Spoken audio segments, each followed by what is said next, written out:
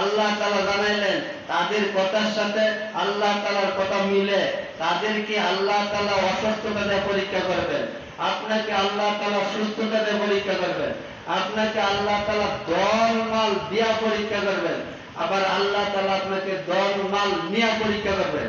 কাউকে আল্লাহ তাআলা ছেলে দিয়া পরীক্ষা করবেন, কাউকে মেয়ে দিয়া পরীক্ষা করবেন, কাউকে ছেলে মেয়ে কিছুই দিবেন না, বন্ধা রাখবেন, এটাতেও তাকে পরীক্ষা করবেন।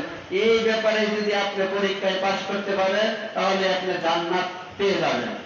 তাহলে আপনাকে বুঝাইলাম কি, আপনাকে এতক্ষণ একটা কথাই বুঝাইলাম, আপনি যেন পরীক্ষায় পাশ করতে পারেন। আপনার ছেলে মারা গেলে যেন আপনি হায় আফসোস না করেন, ইন্না লিল্লাহ বলবেন। আপনার ফসলের ক্ষতি হলে যেন আপনি হায় আফসোস না করেন, ইন্না লিল্লাহ বলবেন। আপনি কি করবেন? আল্লাহর জন্য সর্ব অবস্থায় সুখে দুঃখে সুখে এবং শুকরে থাকবেন, তাহলে আপনি ঈমানের পরীক্ষায় পাশ করলেন। যদি সুবুর এবং শুকরে না থাকেন তাহলে আপনি পরীক্ষায় ফেল করলেন। এটা আপনারা জানাই দিলাম। আজকে জানানোর পরে যদি আপনি ব্যক্তি বস্তুর উপর ভরসা করেন তাহলে আপনি ঈমানদার দাবি করতে পারেন না।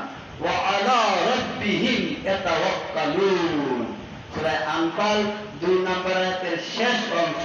ওয়া আলা রাব্বিহিম ইয়াতাওয়াক্কালুন, যে ব্যক্তি বস্তুর উপর ভরসা করে তার ঈমান থাকতে পারে না। শুধু একমাত্র ভরসা করবেন আল্লাহর উপর। ছেলের উপর ভরসা করে অনেক মানুষ ছেলের দ্বারা শাস্তি ভোগ করছে। মেয়ের উপর ভরসা করা যাবে না, ছেলের উপর ভরসা করা যাবে না, ধন সম্পত্তির উপর ভরসা করা যাবে না, জমিনের উপর ভরসা করা যাবে না। আপনাদের এটা বোঝাচ্ছি, অনেক জমিদার জমি থাকা সত্ত্বেও সে ঠিক মতো খাইতে পারে নাই, অসুস্থ হওয়ার পর চিকিৎসা করার মতো তার সন্তানাদি আসতে পারে না। আপনাদেরকে হয়তো বোঝানোর জন্য বলি, আপনারা একটু খেয়াল করে দেখবেন, অনেক সম্পদ তাদের, অনেক সম্পদ থাকা সত্ত্বেও তাদের চিকিৎসা তাদের ছেলে মেয়েরা করে নাই, তাদের চিকিৎসাও করে নাই, তাদের খাওয়া পিপাও দেয় নাই, অথচ তাদের 2 জন স্ত্রী থাকা সত্ত্বেও একজন স্ত্রীও তার কাছে যায় নাই। তাহলে স্ত্রীরাও তাদেরকে মহব্বত করে নাই। এটা কেন হয়েছে? ওয়া আলা রাব্বিহিম ইয়াতাওয়াক্কালুন, তার শুধু ভরসা ছিল তার ছেলে নেতা, তার ছেলে সন্ধ্যা, তার জমি আছে, সন্ধানি করে নেতামি করে কামলাকে ঠগায়া, মুজদারিকে ঠগায়া, মানুষকে ঠগায়া, কষ্ট দিয়া সে ধনমাল অর্জন করছে। সে ওই ধনের এবং মালের উপর ভরসা করছে।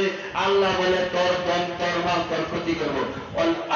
ইন্নাল ইনসানা লাফিকুর, নিশ্চয়ই মানুষ ক্ষতির ভিতরে নিবন্ধিত আছে। এই কথা আপনারা বোঝানোর জন্য বলার পর আপনি যদি উল্টাটা বুঝেন তাহলে আপনি বিরক্ত হইতে পারেন। আপনাকে বোঝানোর জন্য বলছি, আল্লাহ তাআলার কোরআনের আয়াত দিয়া সূরা আনফাল আয়াত নাম্বার 2 শেষ অংশ, ওয়া আলা রাব্বিহিম ইয়াতাওয়াক্কালুন। যদি কোনো মানুষ তার ছেলের প্রতি, তার চাকরির প্রতি, তার দোকানের প্রতি, তার জমিনের প্রতি, তার ধনমালের প্রতি ভরসা করে, আল্লাহ বলে তুমি যখন তার উপর ভরসা করছো তাহলে নিশ্চিত তোমার জন্য দুনিয়াও অশান্তি, আখিরাতেও অশান্তি। এটা আমরা প্র্যাকটিক্যালি দেখতে পাই। এই জন্য আমরা আপনাদেরকে বলি, কোরআনের সাথে হাদিসের সাথে দুনিয়ার কার্যকলাপ মিলে যায়। এটা মিলে যাওয়ার পরে আমরা আপনাদেরকে বলি। এটা বলার পর যদি আপনারা মনে করেন এত কররা কথা কয়, আসলে এটা কথাটা কররা হয় না, কথাটা আসলে বুঝেন আপনি, এই কথাটা